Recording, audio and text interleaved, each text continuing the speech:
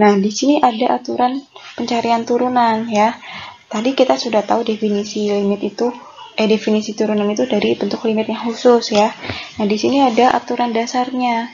Jadi dari bentuk limit tadi itu muncullah cara-cara cepat yang kalian dapatkan selama ini ya.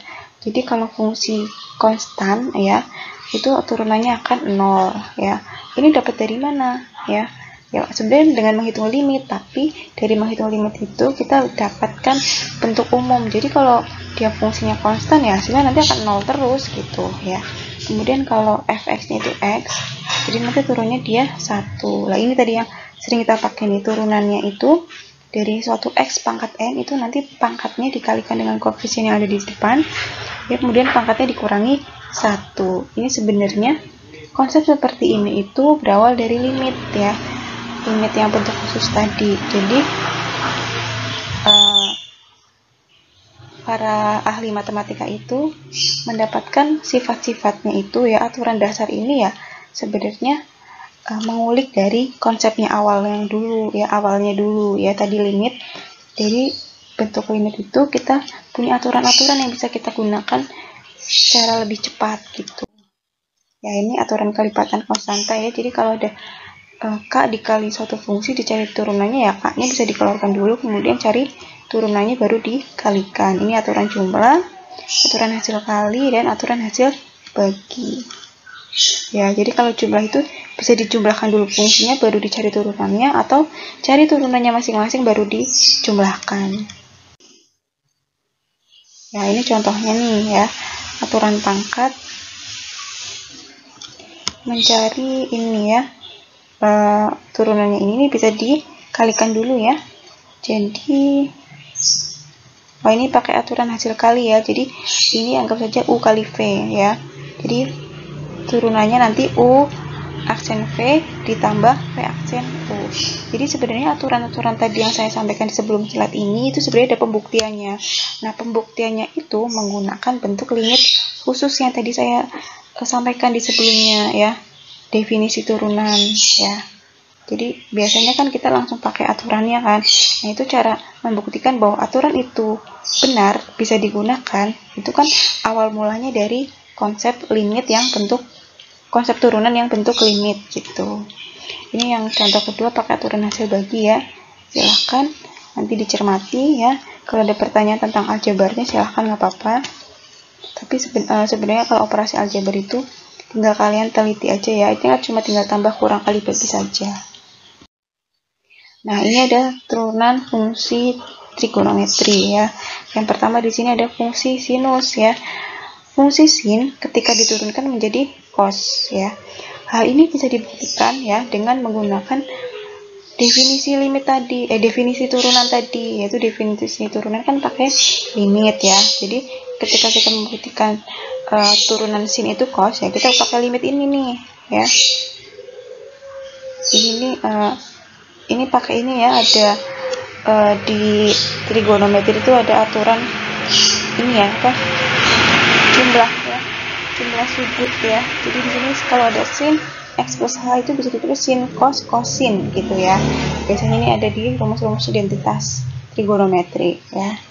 Ini cuma tinggal dijabarkan saja. Ternyata ketika kita melimitkan h-nya mendekati 0 ya, ketemunya cos x ya. Nah, ini pembuktiannya saja ya. Ini anak orang matematika sudah terbiasa dengan pembuktian seperti ini. Nah, untuk kalian yang bidang di luar matematika ya, tapi menggunakan matematika, biasanya langsung menggunakan ini. Kalau turunannya sin pasti cos ya, gitu. Nah, yang lainnya turunannya cos pasti min sin. Nah, ini ada pembuktiannya ya. Kalau yang penasaran sama pembuktiannya, bisa kalian lihat, silahkan ya. Nah, ini ada fungsi turunan fungsi trigonometri lainnya. Ada pembuktiannya juga ya, tapi silakan kalau yang penasaran boleh dicoba ya. Pembuktiannya menggunakan limit khusus dari definisi turunan tadi. Selanjutnya di sini kita masuk ke aturan rantai. Aturan rantai ini merupakan salah satu metode atau aturan yang bisa digunakan untuk mencari turunan ketika aturan pencarian dasar turunan yang sebelumnya saya tadi sampaikan itu tidak bisa langsung digunakan ya. Nah, jadi di sini ada treatment atau langkah awal yang perlu dilakukan untuk mencari turunan suatu fungsi ya. Jadi di sini misalkan kita punya fungsi y ya, dimana y-nya ini fungsi fu ya, f-nya bergantung u, dan dimana u-nya ini merupakan fungsi lagi dari x ya, jadi gx. Jadi di sini ada fungsi di dalam fungsi ya.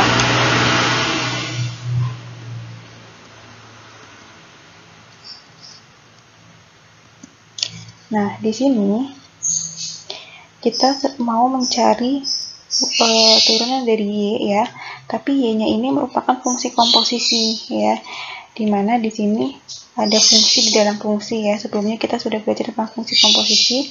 Nah, ini kita mau mencari y aksen ya. Y aksennya sendiri berarti kan sama halnya dengan kita mencari turunannya ini ya. Nah, di sini caranya itu kita menurunkan ya f aksennya sendiri, kemudian menurunkan g aksennya sendiri ya. Di sini baru dikalikan ya. Analoginya di sini seperti ini ya. Kalau misalkan kita punya lemari baju ya, ada baju di dalam lemari gitu ya. Nah, kita ingin mencuci dua-duanya ya, mencuci lemarinya dan bajunya. Sama halnya di sini ada fungsi di dalam fungsi ya. Jadi ada baju di dalam lemari ya. Misalkan ada fungsi lemari yang di dalamnya ada fungsi yang namanya fungsi baju gitu. Nah, kita ingin menurunkan si dua fungsi ini ya. Jadi turunan di sini kita analogikan sebagai mencuci ya. Kita akan mencuci lemari dan mencuci baju. Nah, caranya di sini kita mencuci baju sendiri, mencuci lemari sendiri, baru digabungkan. Seperti itu ya. Jadi kayak ada fungsi lemari dan fungsi baju. Nah, kita ingin menurunkan atau mencuci semuanya, tapi dengan cara kita mencucinya sendiri-sendiri baru nanti digabungkan gitu ya. Analoginya seperti itu. Untuk lebih jelasnya kita lihat contoh berikut ini. Nah, saya punya fungsi y, di mana y-nya ini seperti ini ya. Kita mencari turunannya. Nah, ini sebenarnya dx ya, ini sebenarnya sama saja seperti y aksen ya, turunan y terhadap x gitu.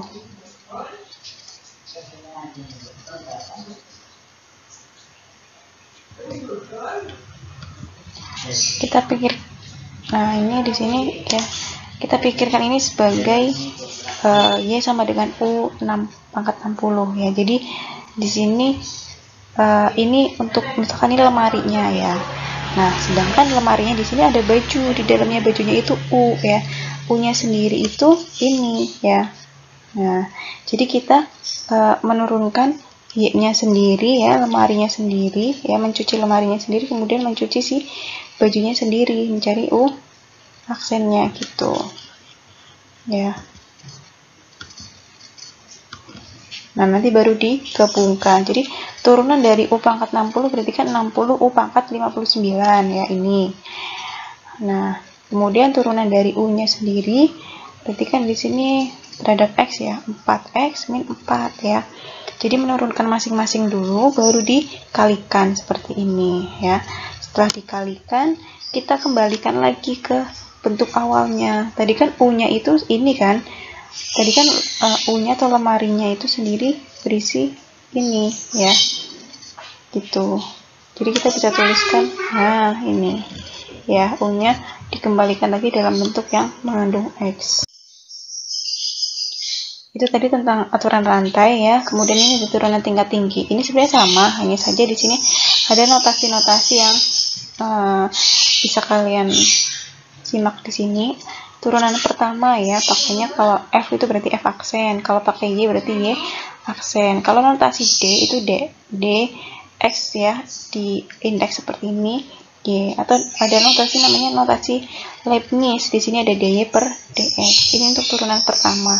Kemudian selanjutnya untuk turunan kedua berarti F double aksen ya. Ini berarti D kuadrat XY, ini sama seperti D kuadrat Y per DX kuadrat. Ini turunan kedua. Selanjutnya ada turunan ketiga, keempat, dan sampai turunan ke N ya. Hanya beda indeks pangkatnya saja di sini ya.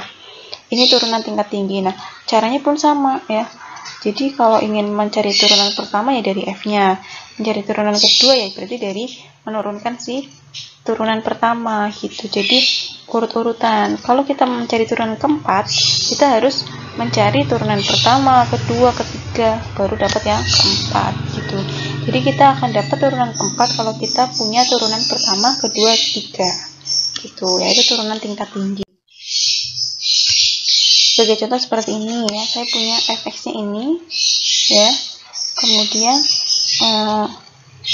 f aksen ya, turunan pertamanya berarti ini ya, 3-nya dikalikan dengan 2, 6, pangkatnya dikurangi 1, 6x kuadrat min, ini juga dikalikan jadi 8, x pangkatnya dikurangi 1 ya, kemudian plus 7. Kemudian untuk turunan kedua, itu turunan dari ini atasnya, turunan pertama, jadi 12x. Turunan ketiga berarti menurunkan dari yang turunan kedua tadi. Turunan keempat berarti dari yang turunan ketiga ya. Di sini kan 12 diturunkan terhadap x kan ya 0 ya. Suatu konstanta bila diturunkan itu dia akan 0 hasilnya. Itu untuk turunan tingkat tinggi untuk sampai yang turunan keempat. Nah, selanjutnya di sini ada turunan implisit ya. Turunan implisit di sini itu digunakan ketika fungsinya itu berupa fungsi implisit ya. Nah, dimana di sini kalau sebelumnya kan kita tahu menuliskan fungsinya kan y sama dengan bentuknya apa gitu ya di sini. Nah, tapi kan kalau yang di sini bentuknya belum dituliskan sebagai y sama dengan y-nya itu masih mencampur dengan xx ya di sini ya. Jadi di sini ada dua metode ya. Yang pertama kita ubah dulu si fungsinya menjadi y sama dengan. Jadi dengan memindahkan ruas ya, memindahkan ruas ya, yang tadi ini operasi aljabar saja sehingga membentuk y sama dengan. Nah, untuk mencari turunannya berarti kita tinggal mencari y aksen ya. Kebetulan di sini untuk mencari y aksennya ya, karena ini bentuknya pembagian, kita pakai aturan dasar yang pembagian ya. Jadi kita misalkan yang atas U, yang bawah V ya.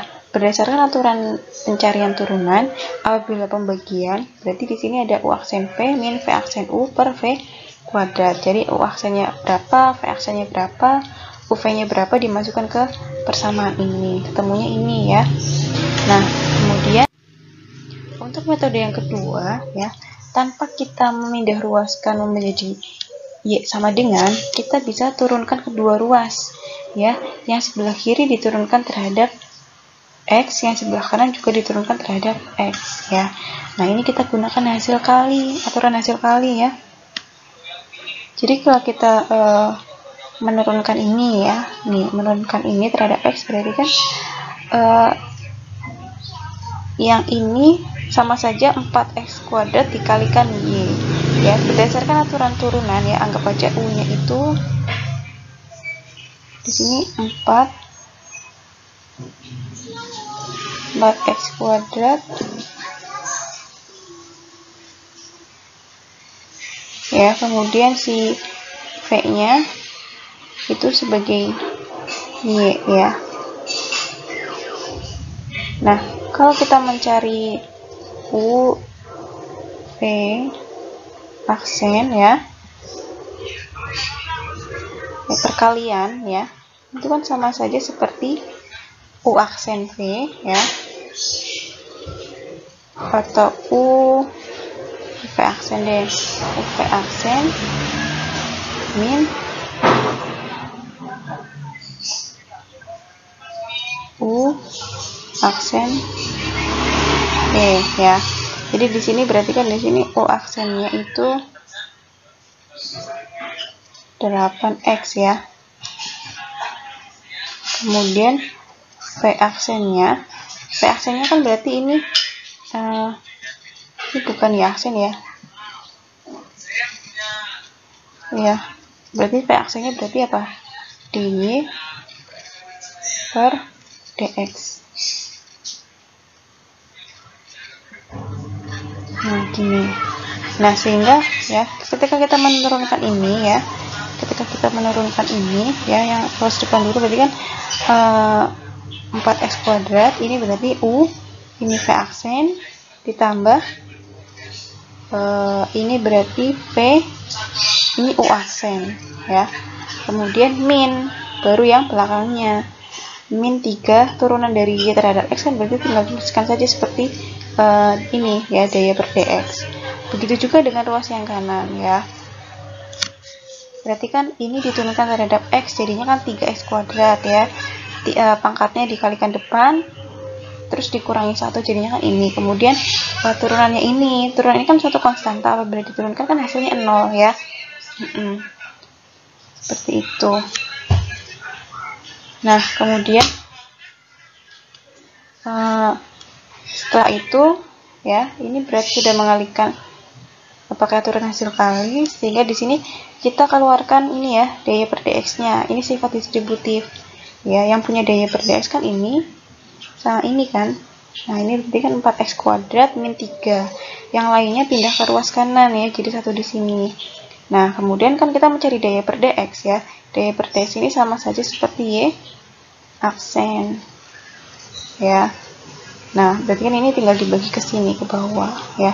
Ini namanya diferensiasi implisit atau turunan implisit. Silahkan dipahami lagi sambil dicoba ya. Nah, ini ada latihan ya. Silahkan kalian coba. Di sini ada 2 soal, tapi nomor 1 beranak ya. Tentukan turunan pertama dari fungsi ini ya. Nah, ini saya tampilkan semuanya dulu deh. Ya, tentukan turunan pertama dari fungsi ini di bawah ini ya. Untuk metodenya pakai apa? Coba kalian bisa lihat ini, pakai aturan rantai langsung atau pakai apa? Diferensiasi implisit ya, atau langsung pakai aturan yang dasar. Silahkan ya mencari turunan dari ini. Oke. Mungkin itu aja untuk penjelasan materi turunan ini. Silahkan ini latihannya dicoba ya. Nanti kita bahas setiap soalnya di perkuliahan ya, bisa di WA ataupun di Google Meet gitu ya. Kalau ada pertanyaan silahkan disimpan pertanyaannya, nanti bisa ditanyakan di grup atau saat kuliah di Google Meet gitu ya. Mungkin dari saya cukup sekian dulu, terima kasih, mohon maaf kalau ada salah-salah kata. Silahkan dipelajari baik-baik ya. Terima kasih. Wassalamualaikum warahmatullahi wabarakatuh.